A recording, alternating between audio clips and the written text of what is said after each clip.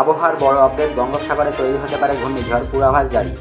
আবহাওয়া নিয়ে বড় আপডেট, আগামী 20 মে দক্ষিণ বঙ্গোপসাগরে তৈরি হতে পারে একটি ঘূর্ণিঝড়, আর তা আছড়ে পড়তে পারে এমনই পূর্বাভাস জারি করা হলো আবহাওয়া দপ্তরের তরফে। তারা জানিয়েছে 20 মে তারিখের পর স্পষ্ট বোঝা যাবে সাইক্লোন কেমন প্রভাব ফেলবে। আলিপুর আবহাওয়া দপ্তরের তরফে জানানো হয়েছে, গত বৃহস্পতিবার আবহাওয়া দপ্তর সাইক্লোনের একটি সম্ভাবনা দেখতে পেয়েছে। 20 মে তারিখের পর তা স্পষ্ট বোঝা যাবে।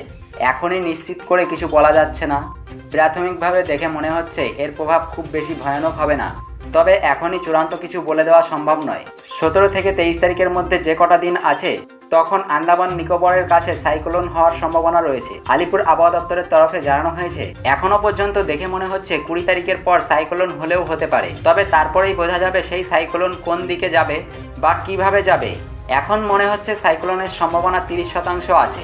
জানা গেছে ঘূর্ণিঝড় তৈরি হলে তার নাম হবে সাইক্লোন রেমাল। বিভিন্ন প্রতিবেদনে প্রকাশ আসন্ন সাইক্লোনটির শক্তি খুব বেশি হবে না। ঝড়ের কেন্দ্রে হাওয়ার সর্বোচ্চ গতিবেগ 100 কিলোমিটার হতে পারে, যার জেরে উপকূলবর্তী এলাকার কিছু ক্ষয়ক্ষতি হওয়ার সম্ভাবনা রয়েছে। এই ঘূর্ণিঝড়ের জেরে 24 মে রাত থেকে বৃষ্টি শুরু হতে পারে, তবে ঘূর্ণাবর্ত তৈরি হওয়ার আগে সাইক্লোনের গতিপথ ও শক্তি সম্পর্কে সুনির্দিষ্ট পূর্বাভাস করা সম্ভব নয় বলে জানিয়েছে আবহাওয়াবিদরা। প্রসঙ্গত আলিপুর আবহাওয়া দপ্তরের তরফে জানানো হয়েছে, কলকাতা ও সংলগ্ন এলাকায় বাড়বে আর্দ্রতাজনিত অস্বস্তি।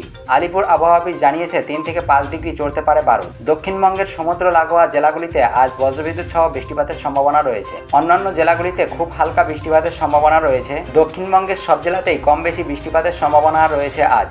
আগামীকাল সমুদ্রগড় জেলাগুলিতে বৃষ্টিপাতের সম্ভাবনা, বাকি জেলাগুলিতে শুষ্ক থাকবে। আমাদের কাছে আপনাদের সময়ের দাম রয়েছে, তাই আমরা অলতা খবর দিই না, আমরা দিয়ে থাকি পয়েন্ট খবর।